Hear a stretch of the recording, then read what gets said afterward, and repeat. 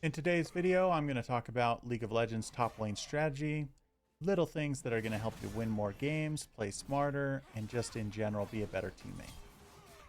It's very important to start analyzing champion matchups early on in your learning process because there are so many champion matchups. If you don't know if your champion is strong level 1, level 2, level 3 against your opponent, you're oftentimes just going to lose the whole game off that. Those levels are the most important, and if you're playing an early game powerhouse champion, you need to be abusing it. And if you're playing a weaker champion that scales into late, you need to be playing very safe. So start practicing now. You can 1v1. This is what a lot of people call like limit testing, where just go all in the opponent 5, 6, 7 different ways until you know, hey, I really can't beat this person. They're playing better than me. I need to start playing safer. And then you can do that with every champion matchup that you run into. It takes a lot of time to learn this skill, but it's one of the most important skills to learning early game. Let's talk about gold efficiency and what items to buy in the early game. Items you should be trying to buy in the early game is level 1 boots, ruby crystal, longsword. They're the best, they scale the best. Things like cloth armor doesn't scale very well because you already have really high base armor, and HP just scales so much better with your base armors. Longsword is really good because it helps you CS, which helps you build more of a gold lead, and movement speed is really good because it helps you get back to lane, it helps you dodge ganks, and it helps you dodge skill shots in lane and take better trades, etc. So those are the items you should be building early. You should build the components, those parts first, and then you should build the other parts later. Things like Null Magic Mantle or Cloth Armor or Crit Cloak. Those should come later in the build once you already have the stronger item components to start with. The game starts in Champ Select. I see a lot of players make the mistake of kind of assuming that the game starts at like the 1 minute 30-second mark. But in Champ Select, you should be looking at your opponents, their picks. You should be trying to get last pick as top lane. And you should, if you have a diverse champion pool, you should be trying to pick a champion that synergizes with your team. If you don't have a diverse champion pool, you should be showing your allies what champion you plan on picking. So if you are a Garen main, you only play Garen, show them that you're going to play Garen so that they can make their choices appropriately. And then also look at the enemy team comp and think to yourself, okay, these are the types of things that they're going to try to do. These are the types of things I should plan on. So a really good example of that would be if the enemy team has a Blitzcrank, tell your team. And I know it's dumb, but I bet that will raise your win rate. You just say, hey, the enemy team has a Blitzcrank. We need to play safe level 1, right? Like, then when you hop into the game, start to ping it, say enemy Blitzcrank alive, walk into lane, you know, protect your jungle, ward it, that kind of stuff. And if that all goes smoothly, you are at a much higher chance to win the game just because you survived the jungle invade, right? A lot of people just kind of ignore or play lazy or go AFK right at the start of the game. And that the start of the game is the most important part of the game. It is how your jungler gets started, how they snowball, people get set up in lanes, they cheese you. All of that stuff starts in the first 2 minutes. So you really need to be active, thinking about, okay, what room build do I want to go? What summoner spells do I want to go? What champion do I want to go in champion select? You need to be thinking about all of those things early. And when you see their jungler, when you see their top laner, you need to be thinking to yourself, okay, do I win this 1v1? Do I survive a jungle gank? Do I win a 2v2 with my jungler? And you need to be thinking that well before it happens. You shouldn't be thinking, oh my gosh, I didn't realize they had a Kha'Zix on their team. Like, that shouldn't be a surprise to you. You should have known that before the game started. And that's one of the biggest mistakes I see new players doing, is they just don't look at the whole grand picture. They're just looking at their 1v1 in champion select. It's a big mistake. You can get a huge advantage by playing around as a team and your synergies with your team rather than just looking at the 1v1 in your lane. Let's talk about power spikes. Power spikes would be when you hit a power point that's going to put you well ahead of the opponent. Not something where it's like, well, I'm a little bit stronger than them now because I went and got another 150 HP. What I'm talking about is something like you go and pick up Ninja Tabby. Ninja Tabby makes you move faster, it gives you armor, it gives you decreased physical damage taken. It is just overall going to put you in a point where you're much stronger than your opponent, especially if they have not bought. Another example of a power spike would be you hit level 6, your opponent's playing something like Shen. Shen's level 6 teleports him across the map and shields some other ally. He's not going to want to use that in lane with you, right? That sets him behind. So he's going to sit there and not even use it when he gets level 6. He's going to be trying to farm and fight you in lane most of the game. So when you get your level 6, you are much stronger than Shen because you got that level 6. So that's going to set you way ahead. Another big spot is when you get your first item completed. If your first item is a really, really strong trading item, like say Eclipse, you are going to suddenly start crushing your opponent in these short trades, and you need to think, what am I trying to do now that I got my first item, or what do I need to worry about now that they got their first item or their power spike? And so you should be thinking about the relative strength of your opponent throughout the whole laning phase. It's not this static thing where, oh, I just killed them, they're going to teleport back to lane, I'm full life, I should be able to kill them again. Well, the problem is if they finish their item while they're dead, they come back and you haven't bought and you maybe have 2,000 gold in the bank, you're going to get crushed when they come back, even if you were ahead before they left. So you need to be thinking constantly, where's my gold? Where's their gold? How's my XP doing? How's my HP doing? What level spikes are coming up? And you just need to be thinking about it throughout the game. This also includes your jungle. So if the enemy jungle is playing something like Fiddlesticks, you need to worry about him hitting level 6, popping over the wall and killing you. If your jungler is somebody like Nocturne, you need to think, oh, if I let the enemy push in to my tower, Nocturne can easily come up and gank for me. That would be wonderful. Or you can think about possibly diving under the enemy tower as well. So you need to be thinking about these things throughout the game in order to use an advantage, use a power spike advantage to win the game. All right, next I wanted to talk about vision control. So vision control really is the idea or concept that top lane is going to try to protect their top lane's jungle, their topside jungle, as well as invade the enemy topside's jungle. And you can do this with vision wards, control wards. You can do it just by clearing out the enemy's control wards. You can also do it by just stopping the enemy top laner from leaving lane and being able to actually go do those actions, go ward or clear wards or invade your enemy top laner. So there's lots of ways you can deny that information. Usually top laners are not the information gatherers of the team. They're oftentimes trying to stay in lane the full time, duking it out with the enemy top laner, collecting all their XP and gold. That's their main role. But if you get a lead early, you can recall, go get a control ward, place it in your tribe rush, and that will allow your jungler to have a lot more confidence coming up and ganking your lane, knowing that there's not a ward there. Or you can go deep into the enemy's jungle, place the control ward there, and then if they come up and try to gank you, that will either protect you or protect the topside void grubs. So very, very powerful to get ward control. Ward control is the denial of enemies' information while gaining information from your team. So this is a core fundamental of the game, is when you have vision, you are in a much stronger position. When you know where the enemy is, just by seeing the enemy top laner, that can allow your bot lane to win lane, that can allow your mid lane to roam. Because a lot of mid lanes, they don't want to go roam in case the jungler's just there waiting for them and they run into a 2v1. So if you know the enemy jungler is at top, that can allow, it can ease the pressure for all your other lanes, and suddenly you can be in a very advantageous spot from just one ward, right?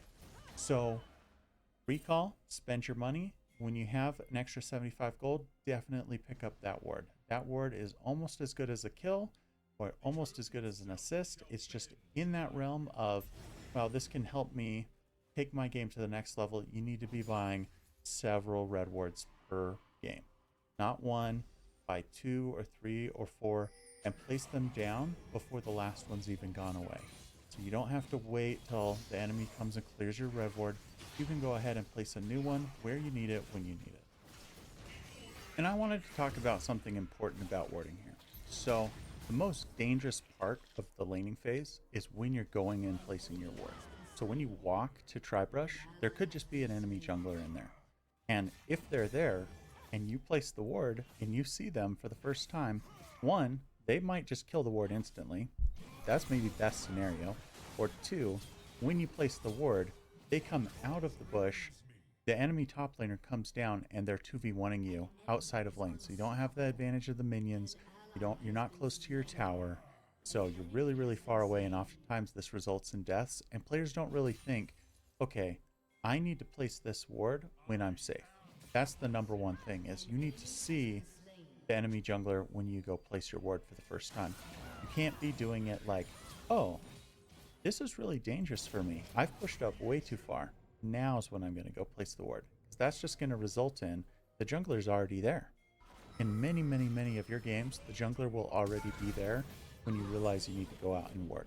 So you need to do it well in advance, not like 3 minutes in advance, but, you know, a wave or two in advance. Go place it out there, or plan on when you want to place that ward. You don't want to be placing the ward when the enemy top laner is not busy.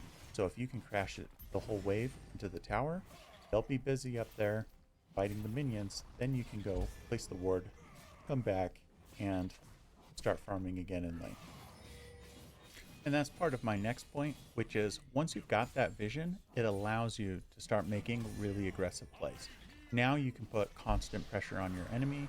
Now you can ask for jungle ganks, jungle pressure, and get tower dives on your opponent and just put them in a really, really bad spot. What you don't want to be doing is you don't want to be clearing 6 minions, letting the other 6 push into the enemy and letting them clear the 6 minions back, and you're just kind of trading minions back and forth. Now, that might work if you're playing something like Kale with really, really good late game scaling, but if you're not playing something like Kale, you don't want to be doing that. If you get the lead early, you need to be pushing that advantage to get you a bigger lead. So you need to be going and warding, go into the enemy jungle, try to kill the jungler at the red, or go and try to take their Gromp or their Krugs, and then come back to the lane and farm the lane again. And oftentimes what you'll see is the enemy top laner will have just kind of casually walked into lane now because you're gone. And maybe you can come in and gank your own lane in a spot that normally they'd be waiting by their tower. So now they're trying to farm the minions up at the midpoint of the wave, and you can just crush them. Then if you get them low enough from that gank, you can push the waves. Now you can dive them under the turret and take the turret. And so these are the kinds of things that you need to start doing with your lead. What you shouldn't be doing is just crushing the minions over and over and over.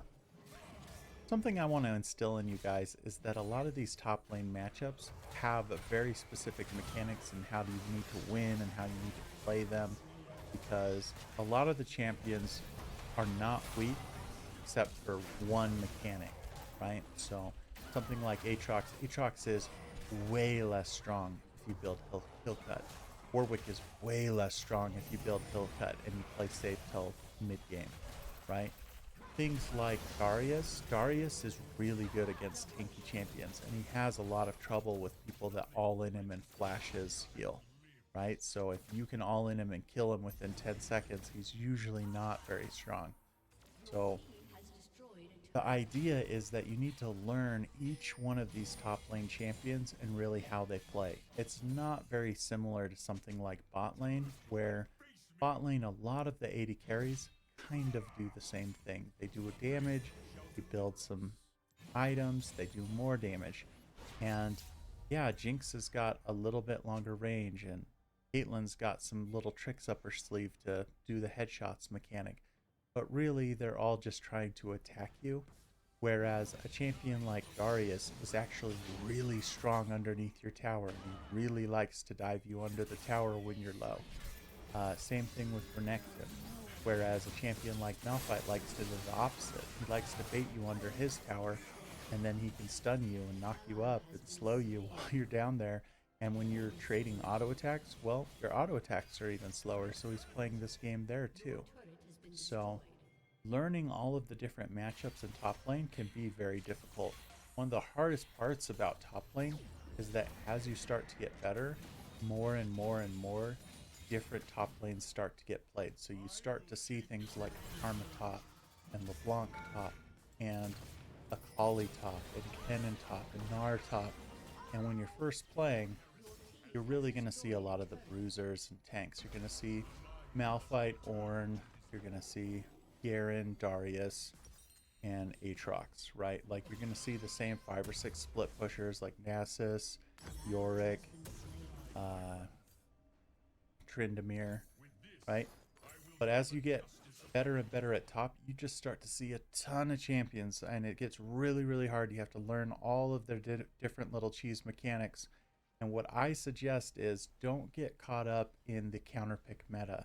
One of the most common things I see as you're climbing is you see these people that are picking champions that do really well against Aatrox or really well against Garen. And when you're playing Garen or Aatrox, you get a little worried because they're, they smash you in the early game.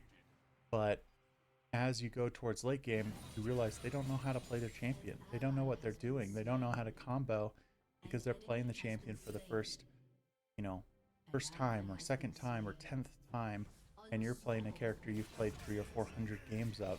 And that's really where you're going to see that high level mastery, is when you're playing the same character over and over and over. And you should try to build a champion pool out that maybe has 4 characters or 5 characters, rather than having 12 characters you're playing and you say, oh, I'm comfortable picking into Fizz top. I know I got this really cool set build. And then, oh, I'm comfortable playing into LeBlanc. I've got this really, really cool Renekton build. And you should try to stick to a couple champions, and it might not be the most efficient champion, but if you play 1 or 2 bruisers, that's probably enough bruisers to play, right? Like if they pick something that's bad into any of the bruisers, stay on one of those bruisers. Don't go to the best bruiser for the situation. Just play what you're most comfortable with. Same thing kind of goes for just roles in general. You shouldn't be hopping from bruiser to tank one game, and from tank to ranged AD carry one game, and from ranged AD carry to a specialty hero like Singed the next game. You should be sticking to what you know pretty well. And if you need to make a hop, do a hop from a tank to bruiser or bruiser back to tank, and really stick to a couple roles until you've really mastered them. I see a lot of people playing things like Riven, Teemo, Jace, and those characters are all great, but they are all very different from playing something like Darius, and you need to really have a different mentality when you go into the game and have a plan on, where am I going to get sustain from? Do I need sustain this game? Am I going to try to all in or poke? Whereas Darius and Renekton kind of just do the same kinds of things. They like to push out their wave, wait for it to push back to them, and then they like to do things like dive towers and all in. So that's my advice on picking characters, is you want to stick to a couple roles, a couple types of champion, and put in a lot of time learning all of the champions that you're seeing.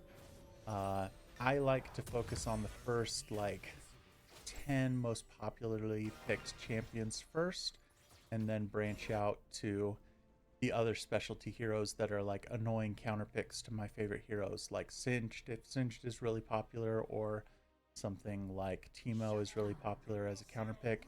Then I like to learn those characters as well so that I can play well against them.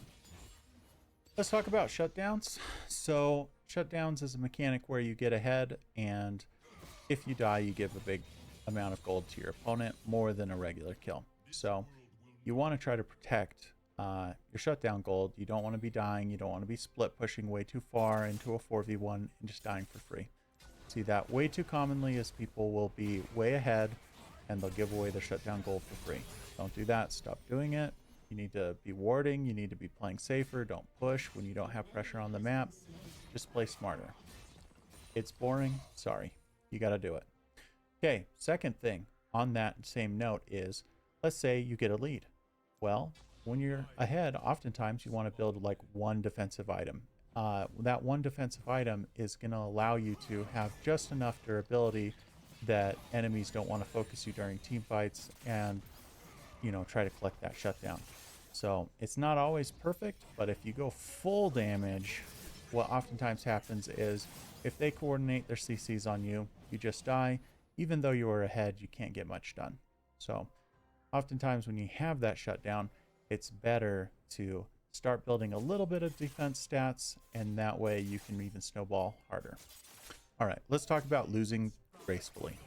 So oftentimes what happens is you walk into lane, maybe you get ganked, maybe you just have a really bad trade and your lane's just lost. Okay, if you died, what you want to do is you need to convert your build from whatever the standard is, and the standard might be like, say, Trinity Force. You might want to go from Trinity Force to something like Sunfire Cape and build really, really defensive and tanky, and just hope that towards the mid and end game, your team has someone fed enough that they can just carry you.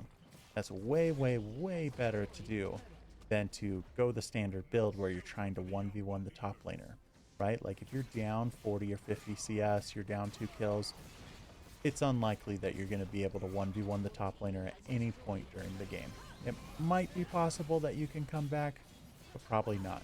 You probably need to start playing with your team and focusing on making plays around that so that they can carry you and you can win the game.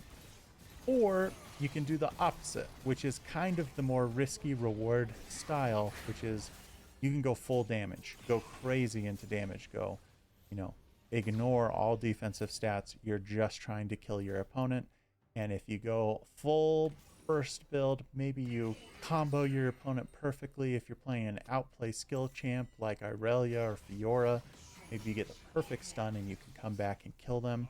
So those are your two options. You want to build more tanky, or you want to build less tanky. You want to go away from the standard. The standard is oftentimes kind of a middle ground where you say, well, this is particularly good when we're even. That's not really how you want to play when you get crushed. You need to go all in on a strategy when you're getting crushed. And let's just talk about the mentality that you should have when you see your bot lane losing, when you see your mid lane losing, when you see your jungler losing. How should you play top? Well, you don't want to play conservatively anymore. Like, it depends on how hard your other lanes are losing, right? Like if they're all down 1 kill and you're down 1 kill, maybe it's okay that you just play safe, because maybe you can come back at the next big team fight. But if your bot lane's like 1-6 and your mid lane's like 2-5, at that point you know, okay, we got to fix this somehow. And oftentimes the best way to fix that is to just start taking all-ins on your opponent. Just try to outplay them and see if you can do it. Because if you just play safe, you're going to lose anyways.